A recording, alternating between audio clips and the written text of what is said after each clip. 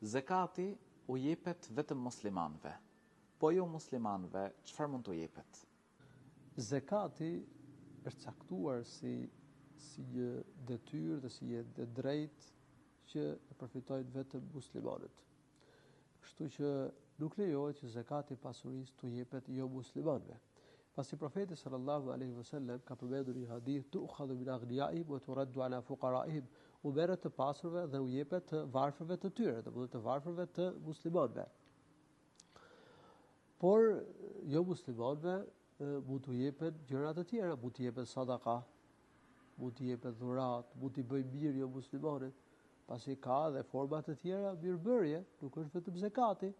Zakati u jepet vetëm muslimanëve, por mund t'u jepet sadaka jo muslimanëve, siç e përmenda, mund t'u japë dhurat, mund t'u ndihmoj, mund t'u alajë një borxh, mund t'u japë nga mishi i kurbanit.